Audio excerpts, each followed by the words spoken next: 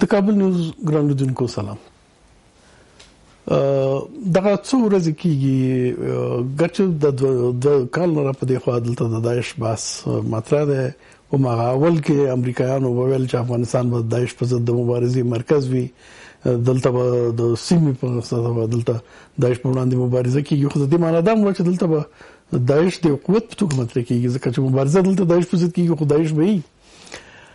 وسرورو دغه وضعیت تکرار کیږي. داعش په ننګرهار کې، کونړ کې، اوس په شمال کې دی، په نورو سیمو کې د نړۍ د ټولو نستر بم ویل کیږي چې داعش باندې استعمالېږي. بیا دغه نه وروسته داعش د ټولو نه قوي ځای تور بوړه نیسي. څو لوبه روانه ده، یو ورځ نیسي بس داعش مطرح کېدل بار خبر کې د مهمه پیښه کې مهمه خبره چې هغه کې داعش یادېږي. اصله خبره څه ده؟ آیا قصداً داعش مطرح کېدل غواړي، قصداً داعش په یو قوت باندې اړول دي که خبره څه ده؟ په دې باندې د دې ونې تحلیل زموږ په دې موضوع باندې ده. زموږ ملمه ده ښاغلی وحید مجده، لیکوال او سیاست شنونکی. یو مختصر گزارش لرو، گزارش وروسته بحث کوو.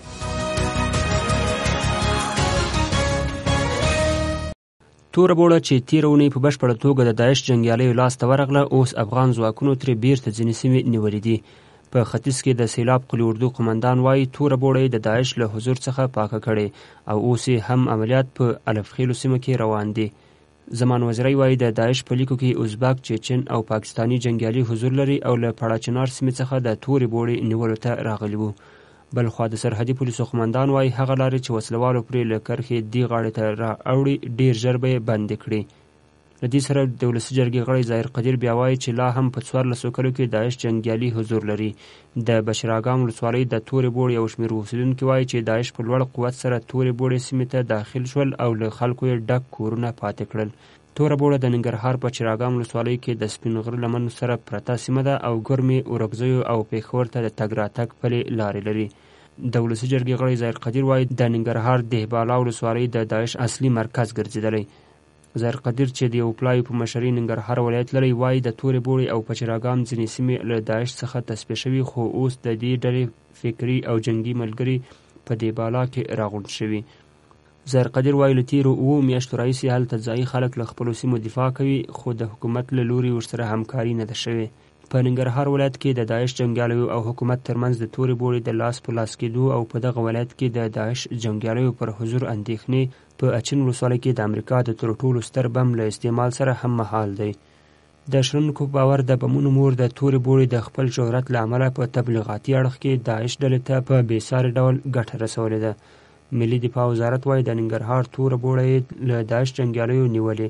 د دفاع وزارت سرپرست وایي داعش پلان درلود چې ننګرهار د داعش په عمومي مرکز بدل کړي، چې د امنیتي سرتیرو له سخت مقاومت وروسته اوس له دې ډلې د ننګرهار مهمې سیمې نیول شوي دي.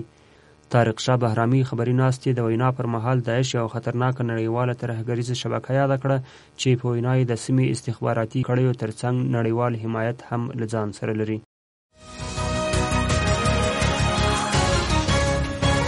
جناب میرزا صاحب بسیار زیاد تشکر، سلامت باشین، تشریف آوردین. خب بحث داعش از تقریبا 2.5 سال به صورت در افغانستان مطرح است. اول به شکل بسیار ضعیف حکومت اول انکار میکرد، هیچ نیست، باز پسان خود یا میگن که حاله در این روزا هم در ننگرهار مثلا بعد از استعمال بزرگترین بم عوض از اینکه کمر داعش بشکنه توره بوړه یک جای بسیار استراتژیک گرفت. حالا یک روز میگه که این جای دوباره حکومت تصرف کرده، بعضی ها میگن که نی تصرف نشدم، لیکن بحث داعش زنده نگه داشته میشه. سرپل و درزاب همچنان یک منطقه دیگه است که داعش دمجا گفته میشه که مراکز خود ساخته و طالبان در حال جنگ است. چگونه ارزیابی میکنین بحثی و داعش به طور و به شکلی که مطرح میشه در اینجا و در بحث ها جای گرفته، چگونه ارزیابی میکنین؟ بسم الله الرحمن الرحیم. با سلام خدمت بینندگان محترم کابل نیوز و جناب شما زواک صاحب. من پیش از اینکه به اصل موضوع بپردازم که سوال جناب شماست، کمی مختصری در مورد اینکه چطور داعش به میان آمد بسیار خلاص و شکل فهرست خدمتتان عرض میکنم.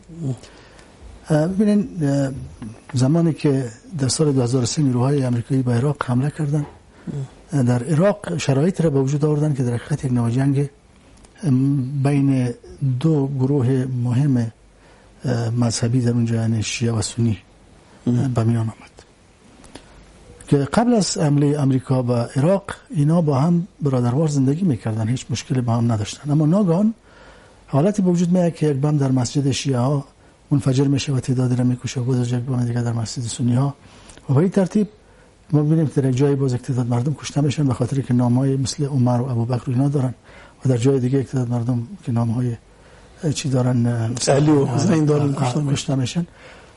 و این شکل اینا یک تنش مذهبی را به وجود آوردن. و در اینجا البته کسانی هم بودن به نام القاعده، مثلا ابو مصعب زرقاوی که به نام القاعده در اونجا می جنگیدن. اما آقای زرقاوی را تا جایی که ما میشناختیم و زمانی که در زمان طالبان در افغانستان بود، این آدم با اسامه رابطه بسیار نزدیک نداشت و طور که بگوییم عضو القاعده بود. اما به عراق رفت، چون در هرات زندگی میکرد، از هرات رفت و ایران، و از ایران هم خودرسان به عراق و در اونجا شروع کرد به جنگ بر علیه نیروهای خارجی و همینجا بود که جنگ مذهبی متاسفانه در عراق شکل گرفت. بعد از او از نظر فکری زرقاوی با القاعده فرق داشت از نظر مسلک دینی و یا یعنی چون القاعده متهم به این نیست که به تفرقه مذهبی بپردازه، لیکن زرقاوی پرداخت. فرق چیست؟ بله، اینطور بود که زمانی که زرقاوی در اینجا بود با یک تعداد از افراد دیگه هم که همراهشون بودن، اینا در هرات، در فرقه هرات اینا بودن که عبدالحنان جهادوال یک کسی بود از قماندان فرقه بود، و همچنان عبدالرؤوف خادم که کشته شد بعد به نام داعش و معاون داعش در خراسان تهیه شد، اینم از جمله رفیقای همین آقای زرقاوی بودن در هرات. بعد از سقوط طالبان که اینا به ایران رفتن و از اونجا به شکل مرموز بالاخره سر از عراق در آورد و در اونجا جنگ هایی که آغاز کرد، این جنگ شکل مذهبی. برای زرقاوی که زمانی که کشته شد، بعد از اون کسی دیگه به نام ابو عمر بغدادی از طرف القاعده، از طرف اسامه بن لادن به عنوان امیر در اونجا تعیین شد و قماندان تعیین شد، جانشینش. و یک نفر دیگه هم بود به نام ابو حمزه المهاجر که او را به عنوان صدر اعظم عراق تعیین کرد آقای اسامه. این دو نفر بعد از زرقاوی دست به سلسله عملیات زدن، مگر بسیار زود اونا هدف قرار گرفتن و در نزدیکی تکرید در حمله طیارات آمریکایی هر دو اینا کشته شدن. بعد از کشته شدن اینا ناگهان یک کسی دیگه به نام ابوبکر بغدادی سر بلند کرد که در حالی که ابو عمر در همینجا در افغانستان بود، در وزیر اکبر خان یک زمان دفتر از اسامه بن لادن در اونجا بود و در خانه آقای رحیم در غلام باشن، بله، در کوارتر پروان در اونجا ما دیده بودم اینا را. اینا از اینجا میرن و به هر حال در اونجا اینا کسایی بودن در افغانستان بودن. یعنی یکی از شرایط القاعده ای بود که کسانی را اونا به عنوان قماندان تعیین می‌کردن که در ماسدت الانصار در جاجی اونا ترینینگ شده بودن که اینا از همون جمله بودن. اما کسی به نام ابوبکر بغدادی وقتی که سر بلند میکنه یا آدم کسی در جمله کسی نبود، این نبوده، در افغانستان نبوده. و بعداً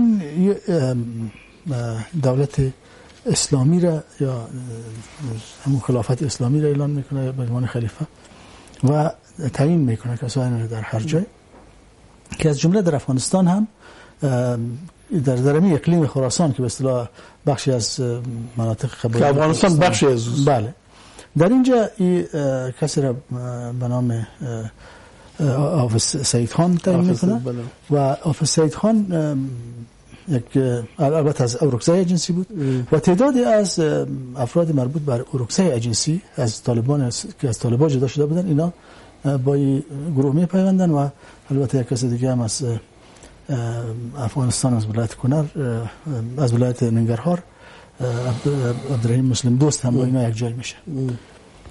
به این ترتیب ما میبینیم که آقای مسلم دوست که از کوت است، یک تعداد افراد از کوت و یک تعداد هم از اورکزای اجنسی یک جا میشن که در حالی که خود داعش ادعا داره که ما در تمام دنیا، یعنی ما میخوایم که در اقلیم خراسان مثلا در تمام کشورهایی که مربوط به اقلیم خراسان میشن یا خلافت یا ولایت خراسان میشن در ما برای اینجا کار میکنیم، اما در افغانستان که میان در این مناطق قبایلی میان یا شکل قبایلی را به خود میگیره.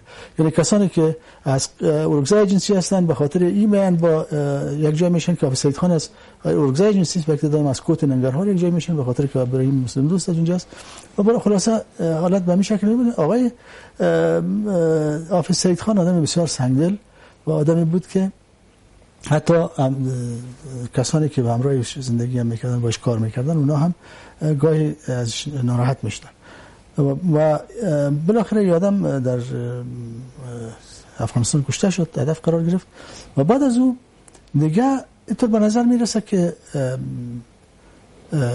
ابوبکر بغدادی کسی را تعیین نکرد، یعنی مستقیما از طرف اونجا تعیین نشد. یک تعداد از البته ازبک‌های مربوط به حرکت اسلامی ازبکستان هم بعدها با داعش میپیوندن بعد از اینکه اعلان میشه که مولا محمد عمر وفات کرده و این یک جا شدن اینا سبب جنگ میشه که در ولایت زابل در حاک افغان جنگ شد بین اینا و بالاخره قماندانان مهم داعش دستگیر شدن در اونجا از حرکت اسلامی ازبکستان، از جمله عثمان غازی که جانشین طاهرالداش بود و پیر آقا فرمانده قطعه سرخ طالبان این آدم به دار بالا کرد در اونجا به خاطر که تعدادی از طالبان کشته شده بودن و این قسم یک تعداد از اینا فرار کردن رفتن به شرق افغانستان. یک تعدادی که خانواده‌هاشون در اونجا بود اونا تا خانواده‌های خودم ترک کردن رفتن و تعدادی از ازبک‌ها از ماوراءالنهر یا از طرف دریای آمو و یک تعداد از اون طرف دیورند از منطقه اورکزای جنسی و یک تعداد دیگه هم از جاهای دیگه پاکستان سلفی آمدن و به این ترتیب داعش در افغانستان شکل گرفت. اما بعد از کشته شدن حافظ سید خان یک جوان به نام حسیب الله لوگری تعیین شد که باز هم ما می‌بینیم که در اینجا ابوبکر بغدادی کدام فرمانی نداده و یک نفر دیگه به نام معاویه که ازبک هست از ازبکستان است این باعث معاونش تعیین میشه. فرقی که این شخص داشت نسبت به حافظ سید خانی بود که اول خوی افغان بود و قساوت قلبی او نداشت، اما این آدم چون جوان بود در فکر این بود که با کسانی که سن سالش از 30 سال و 40 سال بالا است که با اینا نمیشه کار کرد، باید نسل جوانه کوشش کنه. به همین دلیل اینا تعدادی از جوانان رو میفرستادن به ولایات مختلف، از اونا میخواستن که بیان کسایی که هم فکرشان بودن و کنار و به همین مناطق از شرق افغانستان و در اینجا اینا را آموزش نظامی هم میدادن و در این حال بعضی مسائل دیگه هم سازماندهی میکردن. به این ترتیب کار داعش در افغانستان تا حدی را بالا گرفت. اما یک چیز بسیار مهم بود که در مورد خود این شخص یعنی آقای حسیب الله گفته میشد که با آیسای روابط خوب داشت. حسیب الله لوگری با آیسای روابط خوب داشت. بحثای دیگه شما مطرح کردین، خود شخصیت ابوبکر بغدادی هم ابهامات زیادی وجود داره با القاعده و گروپی که در افغانستان یک جای کار میکردن این آدم نبود، پس آن یک دفعه پیدا شد و در افغانستان هم کسایی که در داعش یک جا شدن گفته میشه کسایی که زورگزی جنسی آمدن. سران قومی ننگرهار و شینوار در بحثایی که ما با وجود داشتیم میگفتن که امنیت ملی یعنی با کمک امنیت ملی آورده شدن، طبعا با کمک خارجی آورده شدن، کارتای امنیت برشان داده میشد تا بعضی از این عملیات صورت نمیگرفت. گفتم میشد که مردم خود واسه این مردم پسان به داعش تبدیل شد. شما میگین که اسم لوگری رابطه با آیسای هم داشت، پس رابطه نداشتن با داعش ابوبکر بغدادی اتو ممکن نیست که کلی از یک مرکز دیگه به اصطلاح رهبری میشن. یعنی مهم نیست که با داعش سوریه و عراق رابطه نداشته باشن، لیکن یک تشکیلات دیگه رهبری میکنن. در اینجا بسیار مسائل پیچیده دیگه هم هست. مثلا یک مرکز دیگه قرقین، جزایر قرقین است که گفته میشد جوانای از آسیای مرکزی در اینجا تربیت میدیدن و میامدن داخل. یک مسئله این است که حرکت اسلامی ازبکستان که بعداً تعداد زیادی از افرادش بعد از اینکه خبر مرگ ملا محمد عمر پخش شد اینا گفتن دیگه بیعت به گردن ما نمانده و با ابوبکر بغدادی بیعت کردن. اینها این نکته را باید در نظر گرفت که در خود مرکز داعش در سوریه و عراق ازبک‌های آسیای میانه هم هستند تعداد از اونا، گرچه که گفته میشه تاجیک‌ها قوی‌تر هستند اما ازبک‌ها هم در اونجا یعنی ممکن است که نوع رابطه موجود باشه. بله یه طور یک رابطه موجود هست، به خاطر که در ابتدای کار که طالبان میگفتن که همین ازبک‌ها مردم بسیار فقیر بودن در اینجا در ولسوالی خاک افغان که زندگی میکردن یا در منطقه نوبهار جای دیگه از ولایت زابل، ما به اینا کمک میکردیم، مردم محل به اینا کمک میکردن که اینا بسیار محتاج مردم هستن. اما ناگهان اینا پولدار شدن، موتورهای بسیار لوکس در پیش خانه‌هایشان، سلاح‌های جدید، کلاشینکوف‌های بسیار نو در دستشان که تعجب میکردن که این از کجا شد برای اینا. و بالاخره همونطوری که طالبان میگن که یک بار روس‌ها 10,000 میل کلاشینکوف دادن به دولت افغانستان و ما در جنگی که در